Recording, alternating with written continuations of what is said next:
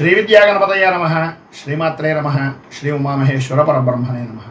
ముందుగా Pithapuram Guruji YouTube channel ప్రేక్షక మహాశయులకు నమస్కారం. మహాదేవం త్రణయనం భస్మోద్ధూలిత విగ్రహం చిన్ముద్రిత కరాంభోజం దత్తాత్రేయం నమామ్యహం. జనవరి నెల 1వ తేదీ నుంచి 6వ తేదీ వరకు వార ఫలాలు. ఈ వారం రవి యొక్క సంచారం ధనుస్సు రాశిలోను, చంద్రుడి యొక్క సంచారం 2వ తేదీ వరకు కూడా సింహరాశిలోను, 5వ తేదీ వరకు కన్యారాశిలోను, 6వ తేదీ నుంచి తులారాశిలోను, కుజుడు యొక్క సంచారం ధనుస్సు రాశిలోను, బుధుని యొక్క సంచారం వృశ్చిక రాశిలోను, గురుని యొక్క సంచారం మేషరాశిలోను, శుక్రుడి యొక్క సంచారం వృశ్చిక రాశిలోను, శని యొక్క సంచారం కుంభరాశిలోను, రాహువు యొక్క సంచారం మీనరాశిలోను, కేతువు యొక్క సంచారం కన్యారాశిలోను జరుగుతుంది. ఈ గ్రహస్థితిని అనుసరించి ఈ వారం వార ఫలాలు ఎలా ఉన్నాయో తెలుసుకునే ప్రయత్నం చేద్దాం. మకర రాశి. ఉత్తరాషాఢ నక్షత్రం 2, 3, 4 పాదాల వారు, శ్రవణ నక్షత్రం 1, 2, 3, 4 పాదాల వారు, ధనిష్ట నక్షత్రం 1, 2 పాదాల వారు మకర రాశిలోకి వస్తారు. ఈ వారం మకర రాశి వారికి అనుకూలమైనటువంటి వాతావరణంగా కనిపిస్తున్నప్పటికీ అనుకోని సమస్యలు చుట్టుముడుతూ ఉంటాయి. ఆర్థికంగా ఎంత ఆదాయం వచ్చినా దాచుకోలేనటువంటి పరిస్థితి. రావలసినటువంటి డబ్బుకు ఖర్చు సరైనటువంటి విధంగా ఇబ్బంది లేకుండా రెడీగా ఉంటుంది. ఎంత తెస్తున్నామో అంతా ఖర్చు, ఎంత వస్తుందో అంతా మార్గ మధ్యంలో ఎవరికో ఒకరికి ఏదో రకంగా ఇచ్చేస్తూ ఉండడం. ఈ డబ్బును ఖర్చు పెట్టకూడదు అని జేబులో పెట్టుకుని వెళ్ళండి.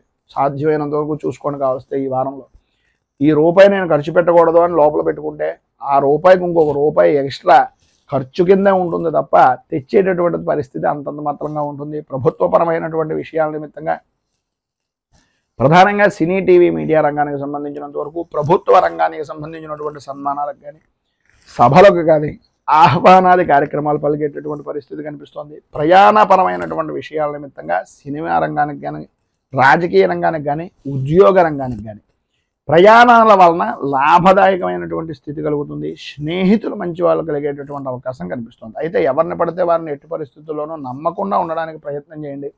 ఇంటా బయట కూడా ఒక గూఢచారిగా ఉండేటటువంటి వ్యక్తులను, లేకపోతే ఇంటా బయట కూడా మనం చెప్పేటటువంటి పని చేస్తున్నటువంటి పని ఒకటా కాదా అనేటటువంటిది ఆలోచించండి.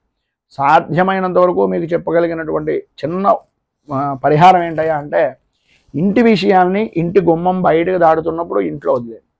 బయట వాతావరణంలో ఉండేటటువంటి సమస్యలని గుమ్మం దగ్గర దాకా వచ్చి గుమ్మంలోకి వచ్చేటటువంటి సమయానికి ఆ గుమ్మం దగ్గర వదిలేండి. ఈ గుమ్మం దగ్గర లోపల ఇంట్లోవి, ఆ గుమ్మం బయటవి వదిలేసి మీ మనస్సుని ప్రశాంతంగా ఉంచుకోవడానికి ప్రయత్నం చాలా అవసరం. ఎందు గురించి అంటే తలకి సంబంధించినటువంటి నరాలు చాలా ఇబ్బందులకు గురి చేసేటటువంటి పరిస్థితి ఎక్కువగా కనిపిస్తుంది. సంతానపరమైనటువంటి విషయం నిమిత్తంగా కూడా చికాకులు కలిగేటటువంటి పరిస్థితి ఉంది. ఏదో రకమైనటువంటి విశిష్టత వలన, మీలో ఉండేటటువంటి సాంకేతిక పరిజ్ఞానం వలన, విద్య వలన ఏదో రకమైనటువంటి విధంగా అభివృద్ధి అనేటటువంటిది సాధిస్తారు.